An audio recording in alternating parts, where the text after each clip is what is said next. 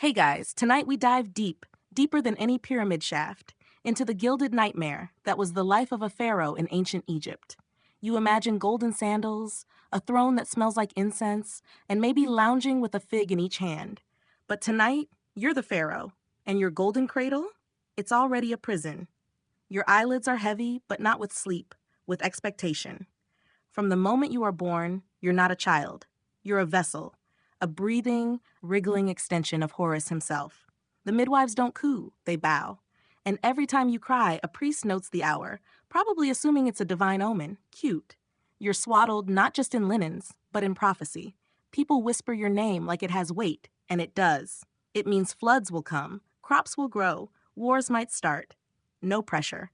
Your cradle is made of polished cedar, inlaid with lapis lazuli and guarded by literal soldiers. And while that sounds fancy, imagine trying to nap while someone chants protection spells over your tiny head nonstop.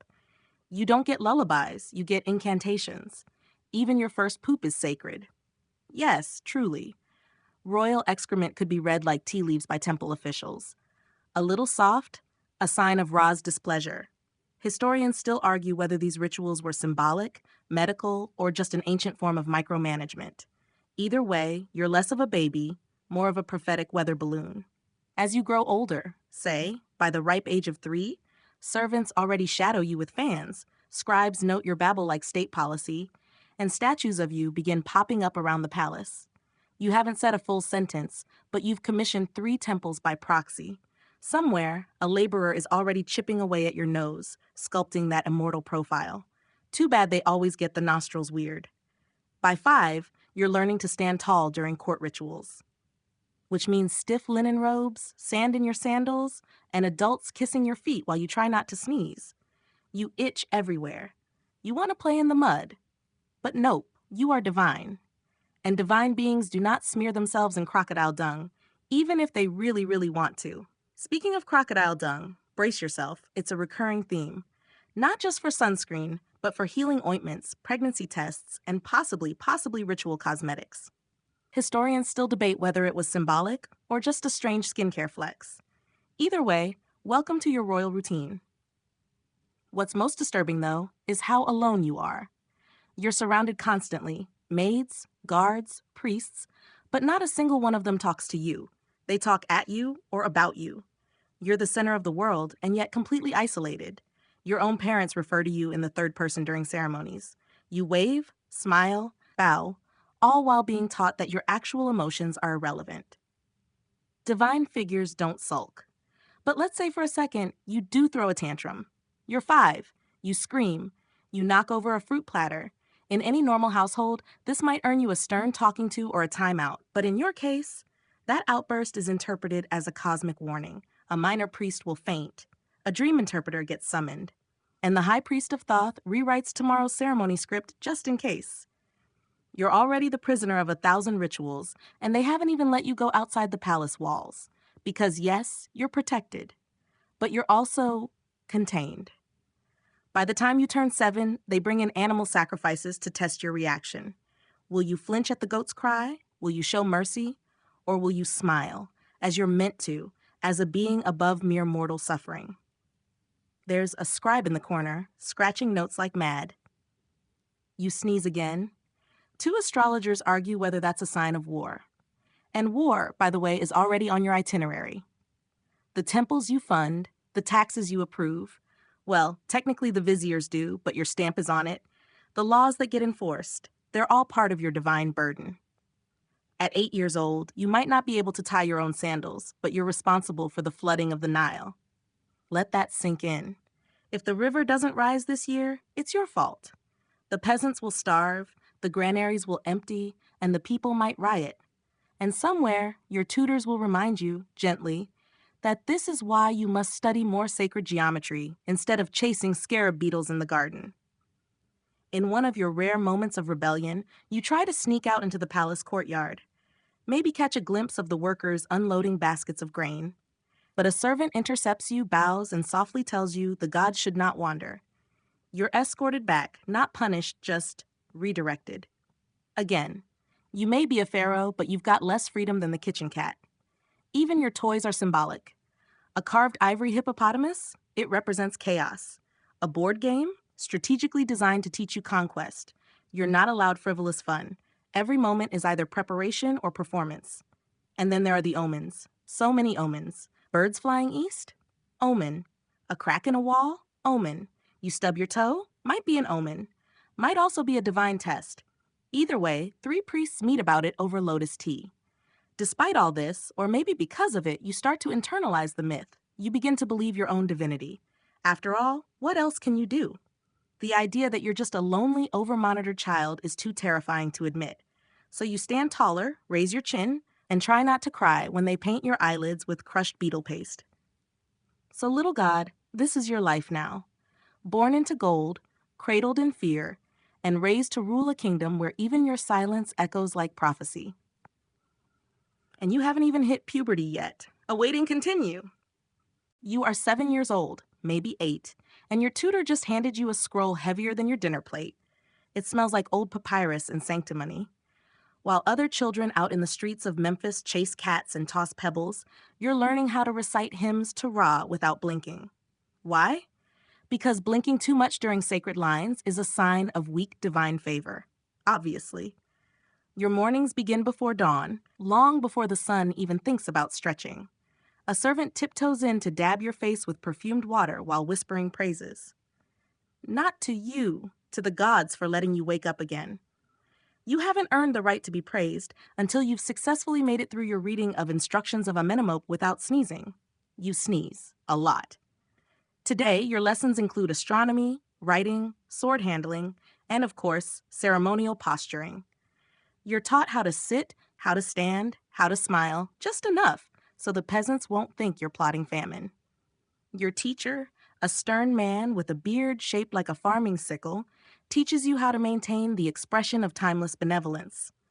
It looks suspiciously like constipation. You want to giggle. You do. But the last time you laughed during divine geometry class, someone fainted. So you keep your mouth closed and learn about triangles instead. Lunch is boiled duck and lentils eaten in silence while being corrected on your hieratic penmanship. You've barely swallowed your last bite before you're off to train with a swordmaster. He doesn't bow. He doesn't smile. He just points at the wooden staff and says, again. You swing. You miss. You get smacked in the shins. Being Pharaoh doesn't exempt you from bruises, just from sympathy. By 10, you're expected to know how to read the stars and deliver temple offerings without fumbling. When you kneel before the statue of Amun, you must pour oil with your left hand and fan incense smoke with your right, perfectly choreographed. If you do it wrong, the priest corrects you with that sharp inhale that adults use when you deeply disappoint the cosmos. Historians still argue whether these rituals were truly performed by child kings or mostly by regents acting in their name. But let's insist you're doing this yourself, because it's not enough to be royal. You must be seen as ready. Remember Tutankhamun? Yeah, that boy king was barely 9 when he got the crown, and he was likely coached through daily affairs by advisors. But on the record, divine ruler, eternal wisdom, small feet, and here's the kicker. You're not even alone in your training. Your younger siblings, half-siblings, cousins, maybe a niece who's also technically your betrothed, are being trained too. Because if you mess up, there are spares. You are a walking miracle. Yes, but also entirely replaceable. You're introduced to your mini-court, a group of children picked to grow up beside you. Some are noble-born, others are the kids of key military commanders. They laugh a little too loudly at your jokes. One of them, let's call him Minnie, always wins at Senate, but somehow lets you win when anyone's watching. He becomes your best friend and probably your first betrayal. Play is a choreographed event. You don't run, you stroll. You don't wrestle, you gracefully compete. Even hide and seek is rigged. The guards always let you find the others first. And once, when you actually got stuck behind a curtain, no one dared look for you until a priest declared the game symbolically complete. By 12, your world shrinks into perfection. Everything must be controlled. If you cough too much, they summon a lector priest. If your nose runs, they debate whether it's a curse or a poor omen for next season's barley. Someone suggests it might be divine punishment for mispronouncing a prayer. Someone else quietly burns an offering of resin and date pits. You are constantly being watched, not just by people, but by the gods themselves, or so you're told. Every moment, from brushing your teeth with salt and charcoal paste to choosing the color of your linen sash, is evaluated, because the smallest detail might offend a spirit, a solar deity, or, worst of all, the high priest of Ta. Still, your lessons have moments of strangeness worth noting, like the day you're taught about dream interpretation. You're told, gently but firmly, that your dreams are never just dreams. If you dream of birds, expect a visitor. If you dream of rivers overflowing, the temple begins flood preparations. Once, you dream of falling endlessly through blue clouds, and the next day a new chamber is built beneath your bed. For safety. Also, your dreams are never private. You wake, describe them to a dream scribe, and he logs them in ink thicker than molasses. Somewhere in the palace archives, there's a scroll that reads, Year 4 of his radiant life, dreamt of flying duck carrying a golden spear, interpreted as sign of Nubian unrest. There's no such thing as a private thought anymore. And then suddenly, they start referring to you as His Majesty. Not the prince, not the boy. One morning, you rise to find your bedchamber draped in blue and gold linen. The food is hotter. The bowing is deeper. The pressure is heavier. You've become Pharaoh. Not because you feel ready, not because you're taller or stronger, but because your father, or uncle or grandmother, depending on which dynasty we're pretending, has died, and the temple bells have rung, and now the weight of the Nile rests on your still-growing spine. You're dressed in full regalia, linen robes that scratch, a ceremonial beard strapped to your chin with beeswax, and sandals you'll trip over. You wave to a crowd you can barely see behind plumes of incense. The high priest declares your divinity. Doves are released. Somewhere, a royal embalmer is preparing your predecessor's body for mummification. And you're 11. You can barely lift the crook and flail without toppling. But congratulations, your job just got much, much harder. Awaiting continue. Now that you're officially Pharaoh, the mornings hit differently. They're earlier, heavier. The air itself feels like it weighs more, as if even the dust understands the pressure you're under. Before dawn, servants awaken you with gentle murmurs and oils made from blue lotus and myrrh. You never get to sleep in. Pharaohs don't sleep in. That would imply laziness, mortality, weakness. By the time the first thread of sunlight stretches across the eastern sky, you're already in position at the temple entrance, standing so still your knees ache. You don't fidget. You don't scratch. You emanate divine presence. At least that's what the priests whisper with worried eyes. Today is one of your sacred duties, greeting the sun god Ra. He rises each day in his golden bark, fighting off the serpent of chaos, Apophis, and you must be there every day to welcome him like a glorified receptionist with a crown. The ritual is long. You raise your hands, you chant in a voice hoarse from practice. The incense curls around your face, catching in your throat, but you dare not cough. Just a little to your left, the high priest is side-eyeing you. You mispronounce one word in the hymn and he shifts slightly, making a note. Later, you'll be corrected, privately, probably with more chanting, and maybe another purification bath. You've taken a lot of purification baths lately. When you finally return to the palace, you should be resting.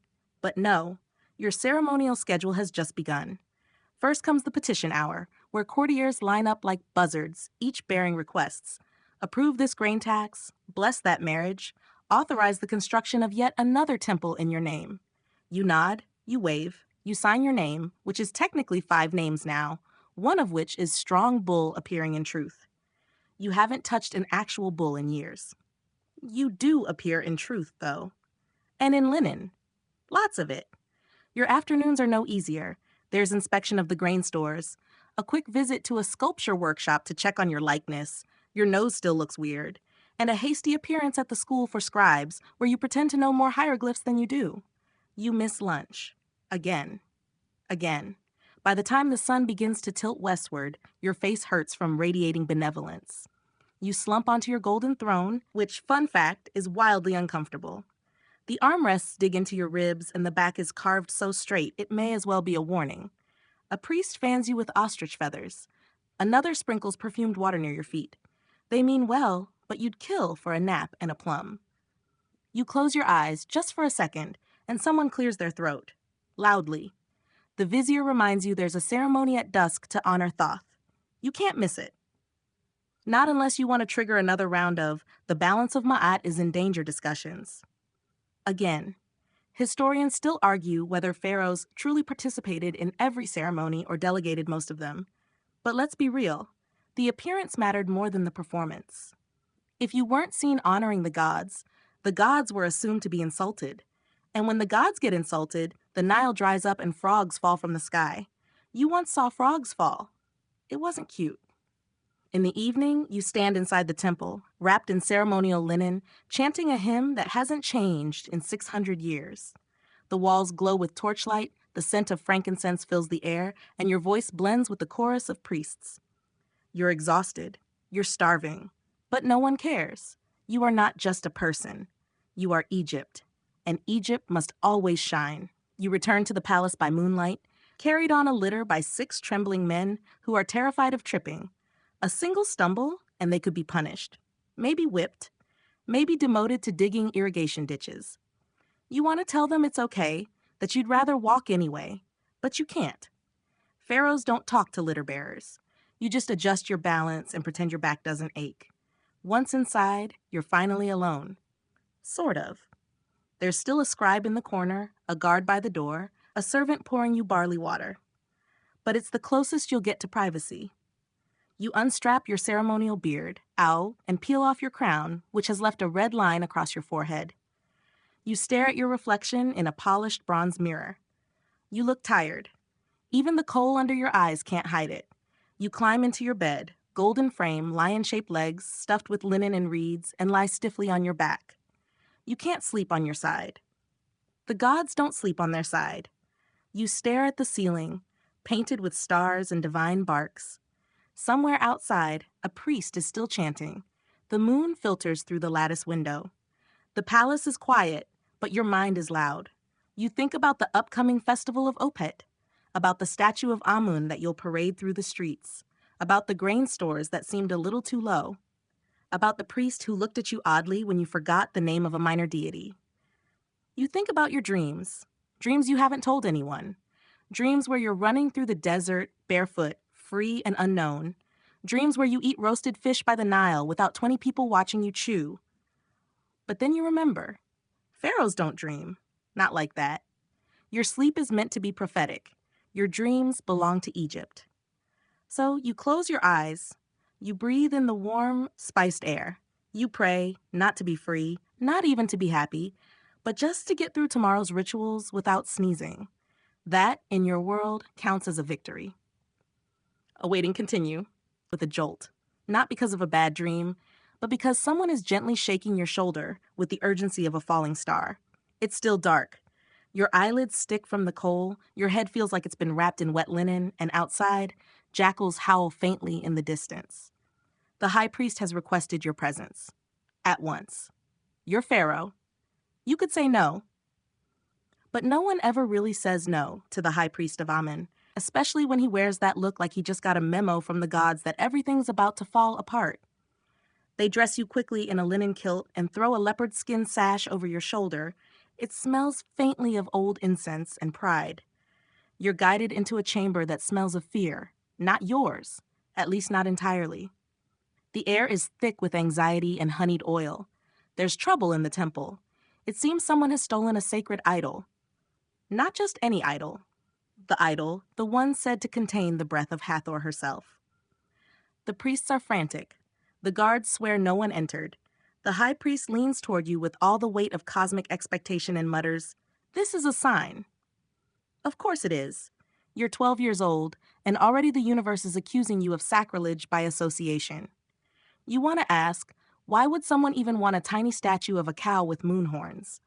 But you don't. Instead, you nod solemnly, summon your best divine concern face, and pronounce that new purification rituals must begin immediately. That's how it works. You don't solve problems. You pronounce solutions. It's a skill, a survival one. While the priests argue quietly in corners, you sneak glances at the walls, painted scenes of gods punishing liars and swallowing the hearts of the unworthy. One particular image sticks with you. The god Amit, part crocodile, part lion, part hippo, devouring a man's soul like a snack. You swallow hard. You were never taught what to do when the gods are mad at you. Historians still debate how much power pharaohs actually held versus their priesthood. Some say the high priest of Amun was the real puppet master in later dynasties. Others insist pharaohs ruled with an iron flail and divine mandate.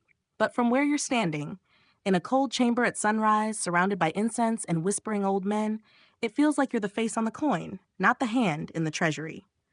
Later that day, you're marched through the temple halls to bless a new batch of votive offerings. You're told to repeat a chant for health, for rain, for order. You do. Your voice cracks slightly, and someone offers you a honeyed fig for strength or silence. Hard to tell. That afternoon, you tour a construction site where a new shrine is being built. Workers bow, overseers sweat. You pretend to admire the relief carvings, but mostly you're watching the workers, barefoot, sunburnt, hunched over limestone blocks. They're carving your face into the side of a wall again. You wonder if they ever mess it up on purpose. Maybe once in a while, they give you an extra chin. Back in the palace, a diplomat from Kush arrives with gifts: incense, gold, and a leopard cub with eyes that stare right into your soul. The diplomat bows, flat to the ground. You try not to flinch when the cub hisses. You mutter a blessing, offer a necklace in return, and the ritual is sealed with honeyed beer and politely insincere laughter. Your voice is tired, your knees ache. You haven't been allowed to sit for 6 hours. You retreat to your study chamber, where scrolls are stacked like loaves in a bakery. A scribe reads aloud records of flood levels, grain distributions, priestly complaints, and yet another marriage proposal from a distant noble family. You doodle in the margin of a tax decree. It's a cat wearing your crown. The scribe pretends not to notice. But even pharaohs aren't immune to consequences. Later, your royal tutor finds the scroll and simply says, "Unworthy of your station." You receive no dinner, just a cup of sour milk and a frown. At night, you sneak out to the terrace, barefoot, wrapping yourself in a simple cotton shawl. The city sleeps below, stretching out under stars like scattered pearls. You hear distant drums, a baby's cry, a donkey braying, and for a moment, you wonder what it would be like to be normal. To eat bread without first offering it to the gods. To splash in the Nile without it being a sacred immersion. To be called by your real name, not the 5-layered title that includes enduring a form, and beloved of the two ladies. But the stars don't answer.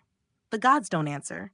Only the leopard cub, now caged in the corner of your terrace, stares at you with the kind of gaze that knows secrets you'll never hear spoken aloud. You sigh. You reach for a fig. You eat it quietly, under the eyes of painted deities and watchful ancestors. Because tomorrow, the idol still won't be found.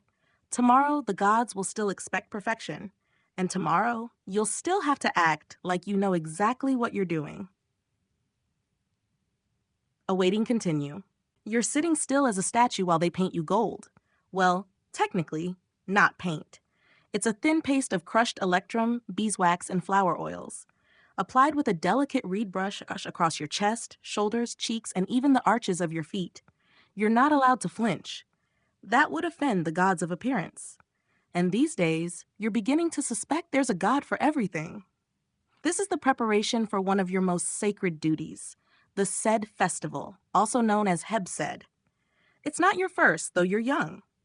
Pharaohs hold this rite after 30 years of rule to prove their strength and divine endurance. But in politically shaky times like yours, some pharaohs fudge the numbers a bit. The priesthood insisted your version of the festival be held early, a symbolic renewal of your power. It's like a birthday party. If the guests were forced to kneel, the cake was a slaughtered ox, and the games involved you sprinting laps in sweltering linen to prove you haven't gone soft. You begin the festival procession at dawn, carried on a litter as trumpets blare and crowds shout praises. Children throw petals.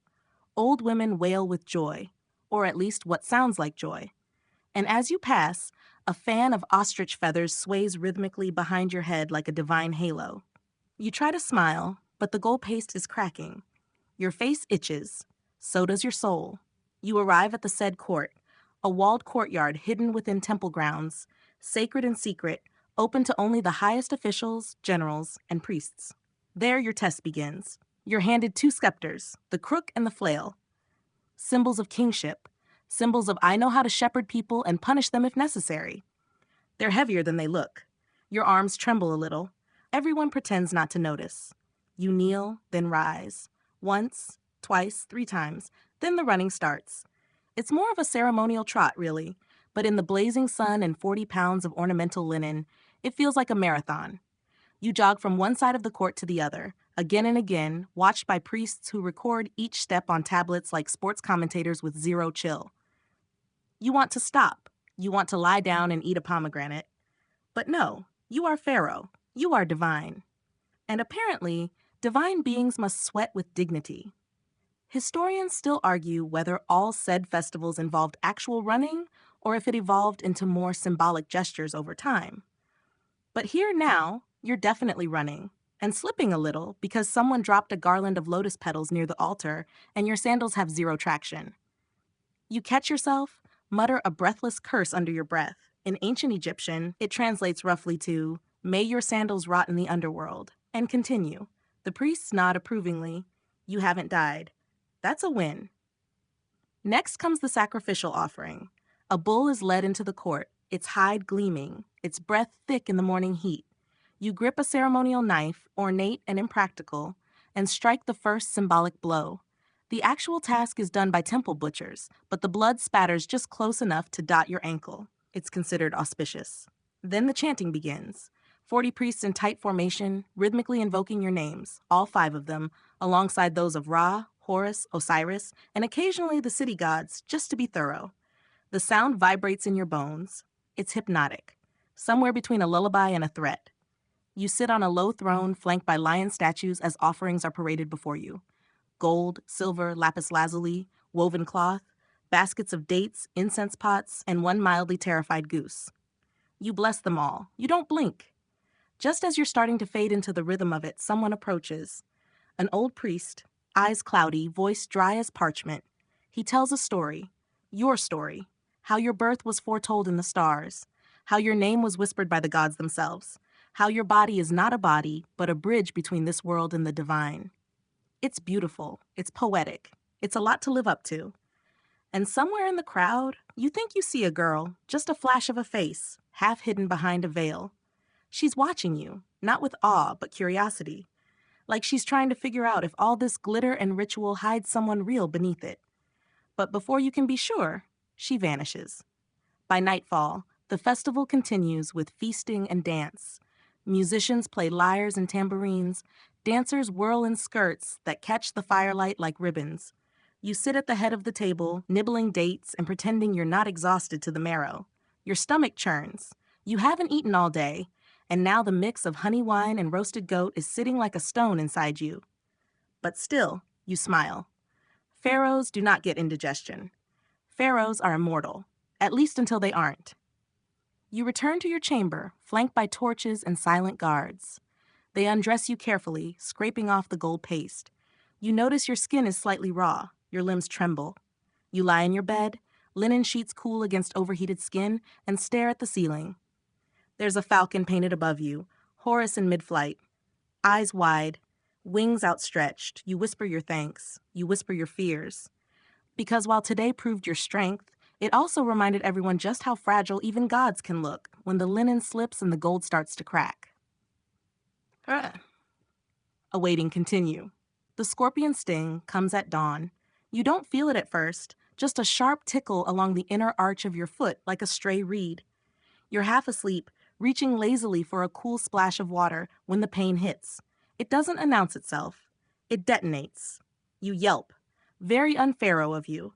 A servant rushes in, trips on the edge of a tapestry, and gasps when she sees your swelling foot.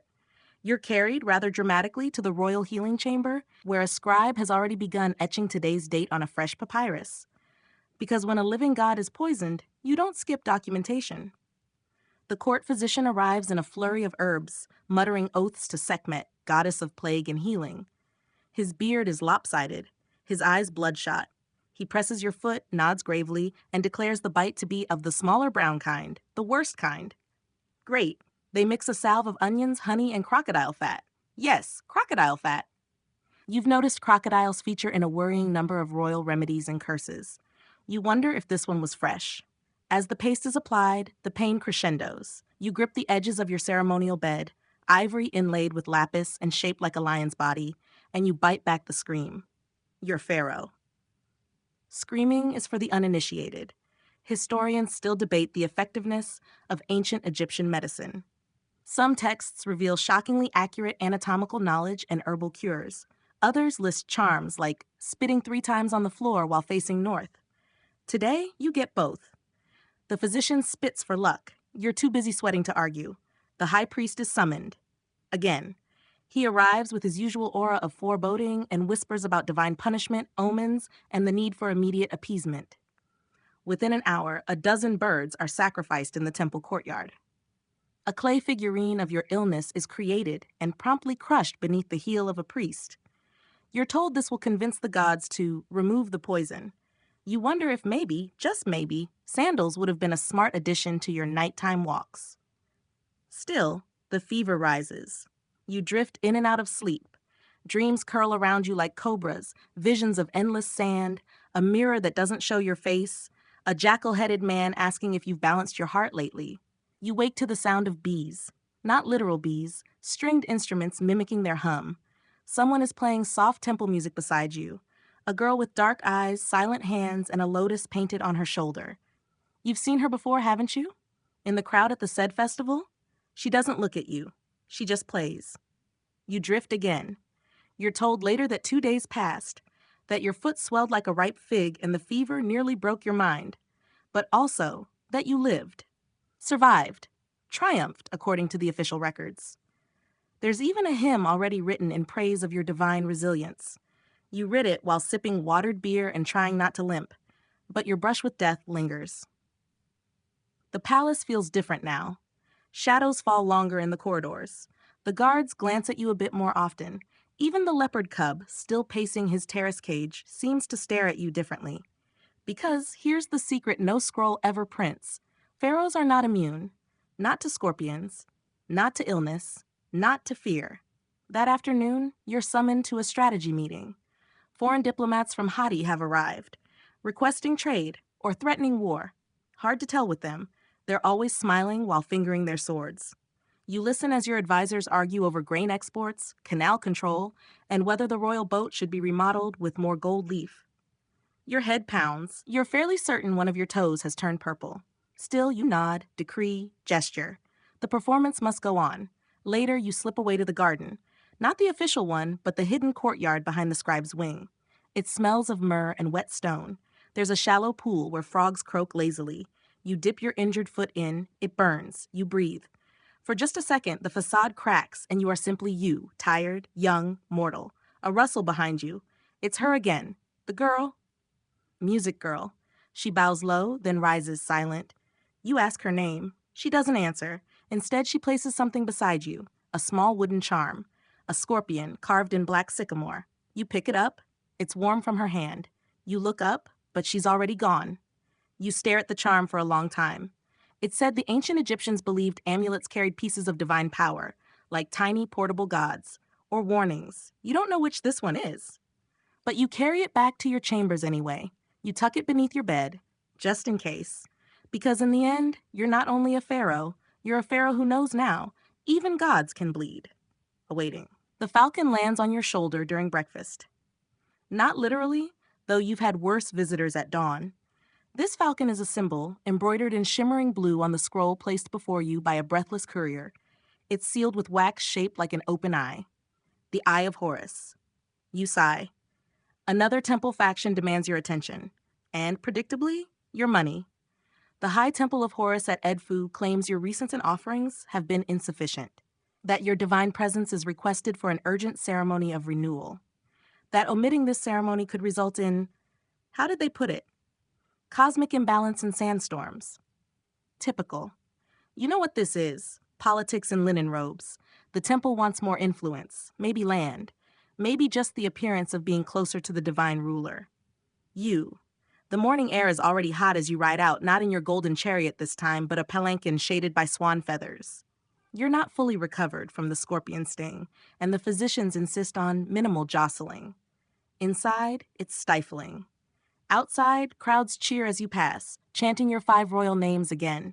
The children mimic the crook and flail gesture with sticks. One kid is holding a frog up like a scepter. You nod solemnly. By the time you reach the temple, the air smells of incense thick enough to chew. Myrrh, frankincense, and something you're pretty sure is goat sweat. The priests meet you in a columned courtyard. There are 47 of them. All of them bow in unnerving unison, faces painted, heads shaven, eyes coal-lined so heavily it looks like a raccoon uprising. They begin the Baka ceremony, meant to strengthen the bond between your living soul and the gods. It involves chanting, anointment, and awkwardly dancing while holding sacred vegetables. You try to keep a straight face. It doesn't help that the high priest looks like a slightly damp eagle. As the ritual unfolds, you're led into the inner sanctum, a chamber few ever see. It's dark, cool. The walls are covered in gold leaf and pictographs so old they predate your great-grandfather. In the center, a statue of Horus, life-sized, carved from black granite, with eyes inlaid with lapis lazuli. It's watching you. You kneel. You raise your hands. You recite the expected lines, something about divine light and wings that never tire. And as you speak, something unexpected happens. The statue moves. Just a twitch, a shift of shadow, a trick of light. But you're certain. You lock eyes with a cold stone bird and feel your skin crawl. You freeze. The priest beside you doesn't react. Maybe he didn't see. Maybe he sees that kind of thing all the time and knows better than to speak of it. You say nothing. Historians still argue whether these miracles recorded in temple scrolls were actual supernatural events or just exaggerated symbolism. You'd love to weigh in, except you're the one whose breakfast is currently digesting under a possibly animated statue. You're handed an offering bowl. Inside, a sacred mixture of lotus petals, dried dates, ground obsidian, and a single red feather. You offer it to Horus. The bowl doesn't move, but that statue's eye, you swear it glints. Afterward, you're anointed with more oil, this one containing crushed emerald. You smell like the inside of a royal tomb. The priests declare you're light restored. You're given a falcon-feathered cloak and a scroll of omens to guide your next decisions, which you promptly pass to your scribe. You're not decoding 174 bird-related metaphors today. Back at the palace, things have gotten weirder. 3 of your guards are sick. One of your lesser wives reports a strange dream involving jackals. And someone, probably your half-brother, has drawn a cartoon of you with a giant beak on a palace wall. The paint is still wet. You sigh and order more incense. Later that night, you wander out to the royal balcony. The city below is lit by torchlight, winding in amber ribbons through the darkness. You hear music, laughter, the low murmur of life continuing without you. Above, the stars watch silently. You remember the girl, the musician with the lotus on her shoulder. You haven't seen her since the scorpion. No one has. You've asked. Quietly. One servant said she returned to her village. Another said she entered temple service. One claimed she turned into a heron and flew across the river at dawn. You don't know which version you prefer. You turn to go back inside when something catches your eye. Perched on the edge of your balcony rail, a falcon. Small, sleek. Not a statue this time. It stares at you. Then, with a flap of wings so sudden it startles you back a step, it flies off. Northward, toward the river. You watch it vanish into the darkness. No dreams tonight, just questions. And the whisper of wings in your memory. Awaiting continue. You're awake before the sun. The palace is still, steeped in the velvety hush that comes only in the moments before dawn. No shouting servants, no chanting priests, just the quiet drip of condensation from the rooftop cistern and the occasional rustle of ibis wings on the garden wall. It's the one time of day you almost feel normal, almost. You wrap yourself in a light linen robe, nothing bejeweled, nothing gilded, and step barefoot onto the cool tiles of your private terrace. Below, the Nile snakes in soft silver, lazily reflecting the sky's first blush. The scent of wet reeds and night jasmine clings to the air. You close your eyes, breathe in, breathe out. You're not praying, you're not meditating, you're just existing. A dangerous act for a pharaoh. Your quiet is broken by an urgent knock. 3 sharp raps, your steward's signal. You nod and he enters, wide-eyed, already mid-whisper. There's been a breach. The royal library. One of the hidden chambers. And not just any scroll missing. Someone's taken the Book of Dreams. You feel your stomach tighten. The Book of Dreams is no ordinary text. Compiled over generations by temple seers, it's filled with symbols, predictions, and coded meanings believed to reveal the future. Pharaohs aren't supposed to read it directly, that's for the high priests, but naturally, you've peeked. Who wouldn't want to know how the story ends? Historians still debate whether such books held genuine prophetic value or were simply clever political tools. But you've seen enough strange things, moving statues, vanishing girls, falcons with too much awareness, to question where myth ends and reality starts. The chamber was sealed. Only a handful knew it even existed. And now the door has been forced open. Your court erupts into anxious murmurs. The vizier suggests blaming it on foreign spies. The chief scribe mutters something about omens and eclipses. Your younger cousin, who once mistook a mummified cat for a snack, asks if this means he's next in line. You do not scream. Instead, you go down there yourself. The library chamber is buried beneath the palace's western wing, accessed only through a winding corridor masked by a false mural. You descend the narrow stairs, torchlight flickering along walls scrawled with ancient glyphs, some faded, some ominously fresh. The door is shattered, not burned, not scratched. Shattered, like it exploded from the inside. Inside the room, papyrus fragments litter the floor like brittle snowflakes, shelves overturned, seals broken, and in the center where the book once lay, nothing. You crouch and pick up a shard of its protective box. Ebony, still warm. A strange scent lingers. Not smoke, not rot, something. Metallic, like a storm that hasn't happened yet. You give the order to search every corner of the palace, every temple vault, every known black market scroll dealer from Memphis to Thebes. But deep down, you know, it's gone. That night, you can't sleep, again. You lie in bed, staring at the shadowed ceiling, tracing each carved star with your eyes. And then, soft footsteps. You sit up. At the edge of your chamber stands an old woman. She's cloaked in white, eyes pale as the moon. You open your mouth to call for guards, but she raises one finger. Silence blooms like a hush spell. You seek the book, she says. Her voice is dry papyrus and wind through tombs. But it has already begun. You ask what she means. She smiles, revealing teeth like chipped ivory. The future is just memory in reverse, and your memory has been altered. She steps closer. You don't move. You've dreamed things that haven't happened yet. You just didn't recognize them. She reaches out. Her fingers hover just over your brow. Then she vanishes. No flash, no smoke, just gone. You leap out of bed. Search the room, nothing. You're not sure whether to call the priesthood or the palace psychiatrist, if you had one. But the next morning, news arrives. A sandstorm has struck the southern provinces, where no storm has touched in 50 years. A merchant barge carrying royal grain offerings has vanished on the river, though the skies were clear. And a minor noble from a once-forgotten family has declared himself Horus Reborn. 3 omens. All of them appeared in your last dream. You sit in your royal chair, heavy with gold and expectation, and realize you're not playing the role of Pharaoh anymore. You're in the middle of a prophecy, and someone out there is flipping pages ahead of you. You need to catch up fast. Word count, continue. By the time you summon the council, the sky above Thebes has turned the color of old bronze. Dust hangs heavy in the air, filtering the light into something more nightmare than sunrise. Below, the palace bustles with ill-concealed panic. Servants clutch charms, nobles whisper in corners. One guard insists he saw a statue of Anubis blink. You don't even argue. At this point, who's to say he didn't? The Book of Dreams remains missing. The self-proclaimed Horus Reborn continues his desert sermonizing, claiming your crown is stolen, your soul incomplete, and worst of all, you've started dreaming things that haven't happened yet, or haven't happened yet. In one dream, your sister falls into the Nile, laughing. The next day, she slips during a river procession, narrowly caught by a servant. In another, you see fire licking the edges of the palace archives.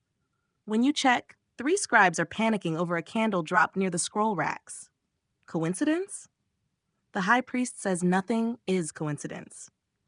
Historians still debate how seriously pharaohs believed in prophetic dreams. Some dismiss them as superstition. Others point to dream scrolls, tucked deep in tombs, used like secret maps of the underworld. You're starting to lean toward the latter. That night, you call upon the Dream House, an ancient wing of the temple complex where trained interpreters called remembrancers decipher visions for royalty. The place smells like old smoke and lotus roots. The interpreter who greets you is young, too young. Face painted with silver stars, voice like cooled ash, she asks you no questions. simply listens as you recount what you've seen. She writes nothing down. Then she says one word, reversal. You raise a brow. What reverses? She only bows and whispers, you do. Not exactly comforting. You leave with more questions than answers. Worse, your people are beginning to notice your silence. In Egypt, pharaohs don't brood. They decree. They parade. They command crocodiles to bow, and they do not have bad dreams. So you play the part. The gold collar returns, the cobra crown, the stiff posture at public ceremonies that makes your lower back scream by noon. You even host a public offering at Karnak, where you release white doves from the temple steps. One of them flies straight up. Another lands on your head. The last refuses to leave the cage. The crowd cheers anyway. But the dreams persist. Some are vague, rivers flowing backward, statues that melt in the sun. Others cut sharper. Like the dream where you look into a mirror and see someone else. Same face, same crown, different eyes. And every morning you wake, the world seems just a little off. A servant forgets your title. A scribe uses ink the wrong shade of black. Your royal ring, which never leaves your finger, appears cracked. Are you imagining it? Or is reality rethreading? You ask your steward to double-check the palace's sacred measurements. Every cubit from the Great Hall to the burial vaults is inscribed with divine proportions meant to anchor the world. He returns pale, whispering that the western wall is now off by exactly 1 grain of sand. He remeasures. Same result. A single grain, meaningless. Unless you're Pharaoh.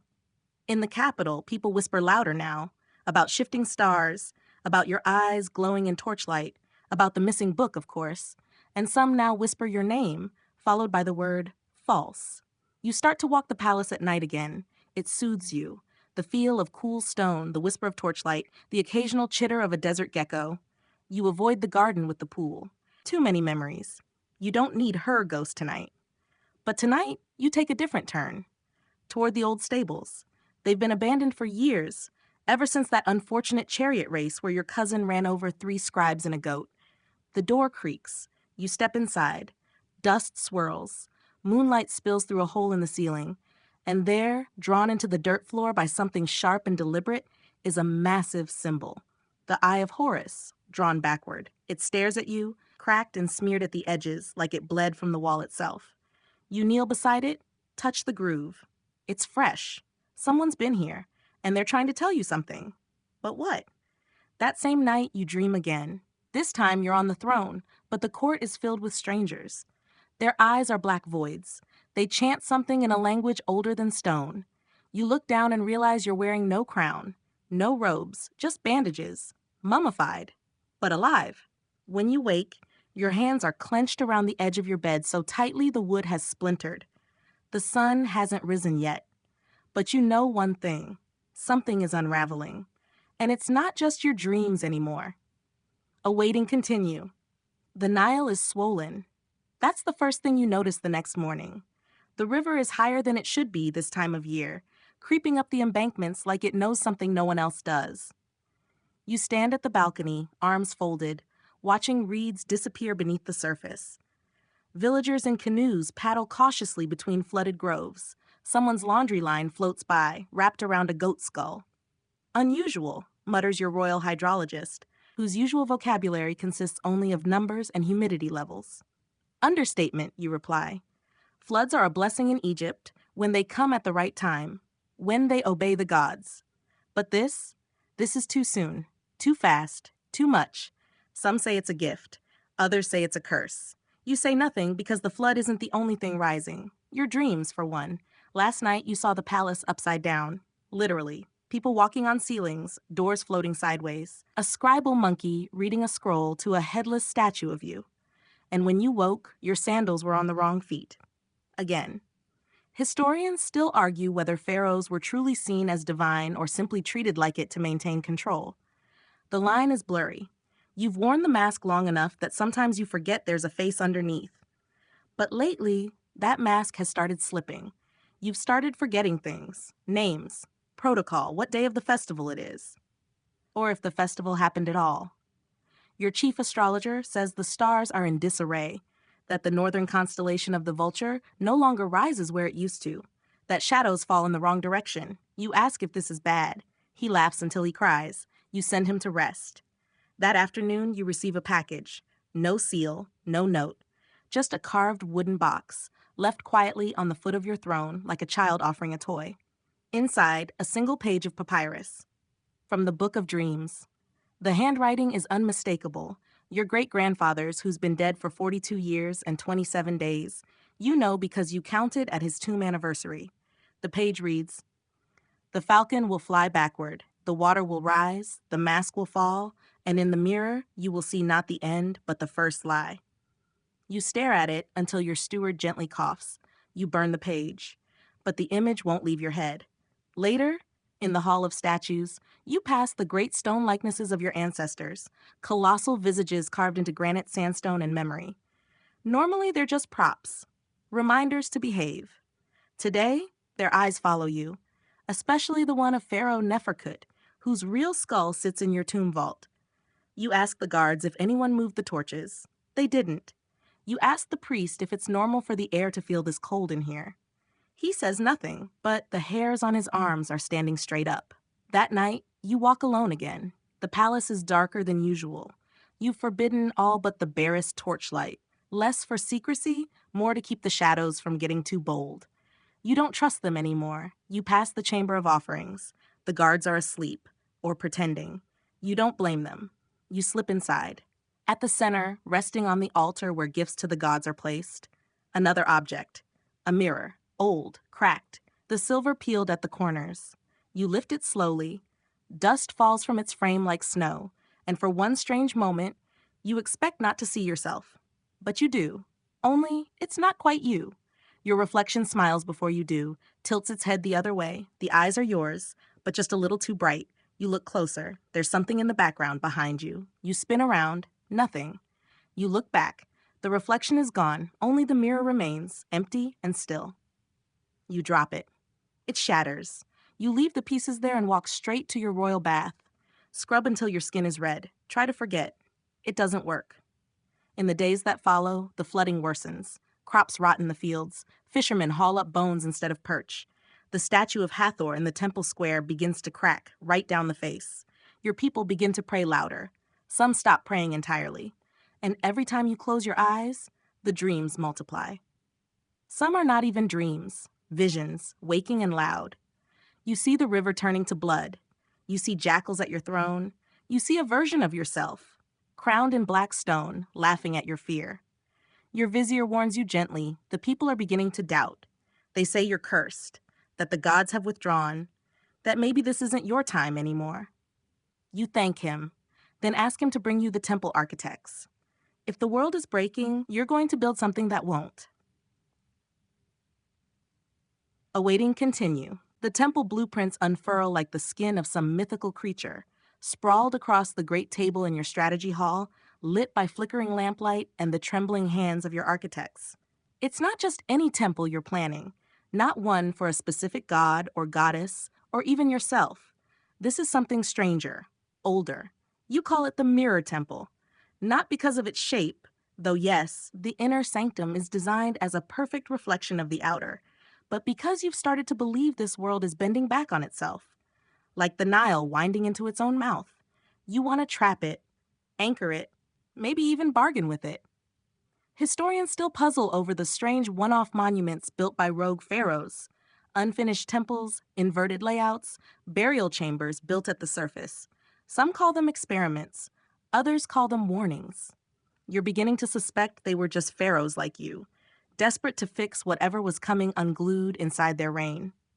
The Mirror Temple will have no windows, just polished limestone walls, a roofless inner sanctum, and beneath it, buried deep into the ground, a chamber where you'll place a single thing, your mirror. Yes, that one, the broken one, the one you now dream of nightly. In these dreams, you're always standing in front of it, but you're never alone. Sometimes it's the woman in white again. Sometimes it's your grandfather. Once it was your future self, ancient and blind, whispering, "You must erase the ending to survive the beginning." What does that even mean? You ask your high priest. He says only that mirrors are risky. Too many pharaohs have gone mad looking into them, not because they showed the future, but because they showed too many. You ask your chief scribe to comb the old records. He returns with an anecdote from the reign of Pharaoh Ahmose III. A mirror said to contain an alternate Egypt, one that whispered through reflections and grew stronger the longer it was looked into. No one knows what happened to that mirror. You have a terrible suspicion you do. Still, construction begins. You move secretly, using workers from distant provinces, people who won't whisper to your rivals. They labor at night under torchlight, digging into the hard clay and stone behind the palace walls. You pay them well, feed them better. Some vanish. One returns with his hair gone white. You promote him to supervisor. You're trying not to panic, truly. But your face says otherwise. Your left eye twitches now during formal events. And your temper, once legendary for its calm, has become less so. During a council meeting, someone jokes about building a pyramid just for your sandals. You don't laugh. The room goes silent. You excuse yourself. That evening, the dream comes again. You're walking the halls of your palace, only it's underwater. Fish dart between columns. A crocodile, blind and ancient, waits on your throne. You bow to it, and then the crocodile speaks. You were never the first, just the longest to last. You wake up soaked in sweat and sand. Your bed is filled with sand, not the fine ceremonial kind either. Desert sand, sharp, gritty, real. You scream. Servants rush in. They say nothing, but you see the fear in their eyes. You sleep on a reed mat in the bathhouse that night. The next day, someone delivers a scroll. No name, no seal. But you recognize the writing again. Your own. Only you never wrote it. The scroll details a ritual, one you've never seen before. It involves walking into the unfinished mirror temple during a full moon, placing a crown in the mirror chamber, and speaking a single word, Sekhem. Power. You ask no one about it. Instead, you mark your calendar. That night, you wander again, this time toward the old tombs beneath the palace, places no one visits. Too sacred, too cursed. You carry a torch, and the broken mirror shard wrapped in cloth. Down there, it's cold and dry. The air smells like forgotten promises. You stop before a sealed vault, one your father forbade anyone to open. You press your hand to the stone. Whisper the word. It slides open with a sound like cracking ice. Inside is a chamber filled with mirrors. Dozens of them, all shapes, all sizes, all facing inward, like they've been watching each other for centuries. And in the center, one mirror turns on its own. You freeze. The mirror shows you something impossible. A palace, ruined. Statues decapitated, your name scratched out from every wall. And in the throne, not you, someone else, wearing your face. But smiling, wider. You drop the shard. It clatters, echoes. Then the mirrors begin to low, vibrating, like a deep voice just below hearing. You run. You run all the way back to the surface, lungs burning, robes tearing. The door seals behind you. When you look at your reflection in the polished obsidian wall of the Hall of Records later that night, you find something new.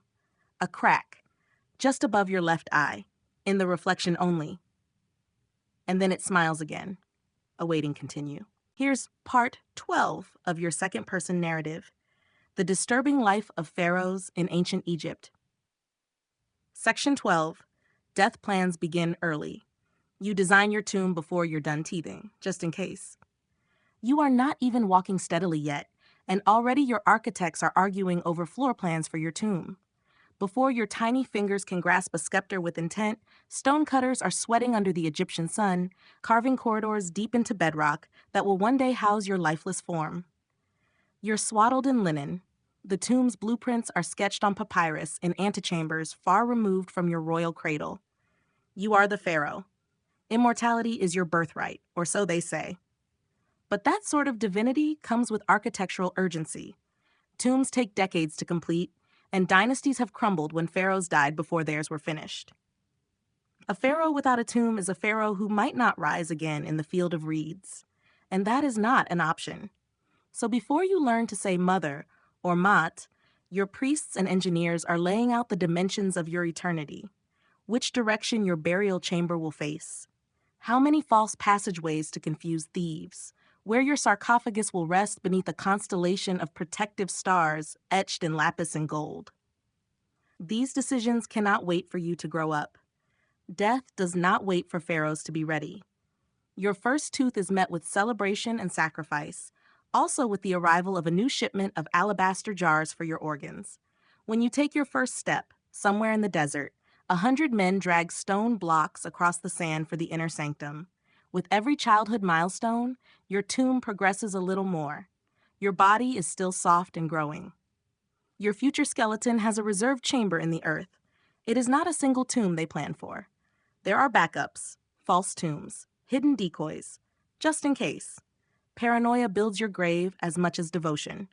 Any enemy who strikes you down must be thwarted in the afterlife. Every slab laid is part of a cosmic chessboard meant to defy time, theft, and disrespect. Your toys are wooden lions and crocodiles.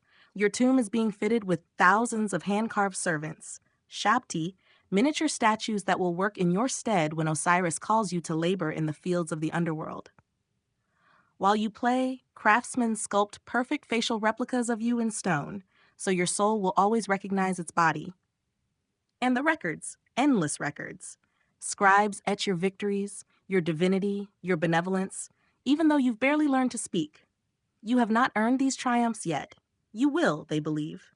Or at least, your tomb must say so. You are Pharaoh, therefore you are perfect. History will be written before it happens. The truth is not as important as the myth that surrounds your bones. By your 10th year, you may have already walked the first chambers. The priests explain that one day, your body will lie beneath that painted ceiling, the stars watching over your silence. You nod. You have seen the mummies of your ancestors. You have smelled the resin, the natron, the linen. You know what they do to the body to make it last. You know what is done to the brain. You know your heart must be light as a feather, or the devourer will eat it. Death is not hidden from you. It is simply organized. You will live in glory. You will die in preparation. You will rise in judgment. Just make sure the tomb is finished before then. Continue for me, part 13. Here is part 13, Buried with Treasures and Traps. Your afterlife insurance involves curses, collapsing corridors, and fake doors. You will not go gently into the next world, not without protection, not without secrets, not without a labyrinth of deceit buried under sand and stone. You are Pharaoh, and your tomb is a vault of divine engineering. Every inch of it is planned to confuse, deter, and destroy. Because you know what happens after you die, your gold calls out to the living, not to your heirs but to thieves, desperate, clever, and irreverent. They will come. They always do. Even the gods cannot keep out greed. So you lay traps, or rather, you command others to dream them up. Engineers design collapsing ceilings that fall upon intruders, stone slabs that drop like thunder when pressure plates are triggered, corridors that spiral nowhere and lead only to stone. False doors, you love those. Crafted with exquisite detail, painted to mimic open portals, they entice the greedy into slamming against immovable rock. Dead ends that whisper of treasures just out of reach. There are real dangers, too. Pits so deep no torch reveals the bottom, shafts filled with sand that suffocate the careless, stairways that tilt into sudden nothingness. But the deadliest trap is invisible, the curse. You have priests whose only task is to write them. Lines of text etched in red ink, sacred, angry, threatening, promises of divine retribution for those who defile your rest. Some are poetic, others blunt. He who enters shall be eaten by the sky, his limbs shall fail, his name shall rot.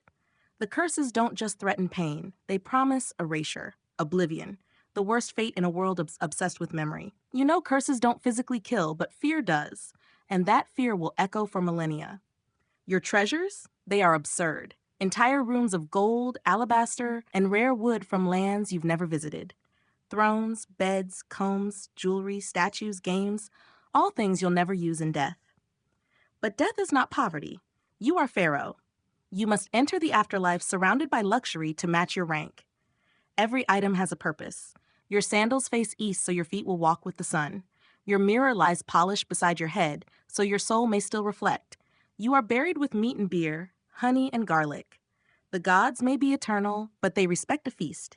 And around your body, the ultimate safeguard, amulets of protection.